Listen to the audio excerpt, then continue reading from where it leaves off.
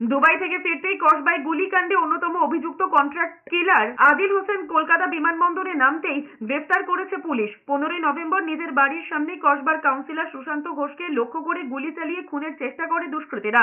যদিও বরাত জোরে প্রাণে বেঁচে যান তিনি। তদন্তে নেমে বেশ কয়েকজনকে গ্রেফতারও করে পুলিশ, কিন্তু ফেরার ছিল অন্যতম অভিযুক্ত বিহারের বাসিন্দা আদিল শেখ। জানা যায় আদিল আবুধাবিতে পালিয়েছে। রবিবার সকালে আদিলের ফেরার খবরে তককে তককে ছিল পুলিশ। কলকাতা বিমানবন্দরে নামতেই তাকে গ্রেফতার করে পুলিশ। এদিকে সুশান্ত এবং দুলাল কাণ্ডের পর কলকাতায় তৃণমূলের কাউন্সিলর এবং গুরুত্বপূর্ণ নেতাদের নিরাপত্তা ব্যবস্থা নতুন করে সাজানোর উদ্যোগ শুরু করেছে কলকাতা পুলিশ। ইতিমধ্যেই নেতাদের সঙ্গে যোগাযোগ শুরু করেছে প্রশাসন। নেতা নেত্রীদের নিত্য কর্মসূচির পাশাপাশি তাদের ঘিরে কারা বা কাদের সঙ্গে নেতা তথা কাউন্সিলরেরা ওঠা বসা করেন সেই তথ্য সংগ্রহের কাজ শুরু করেছে পুলিশ।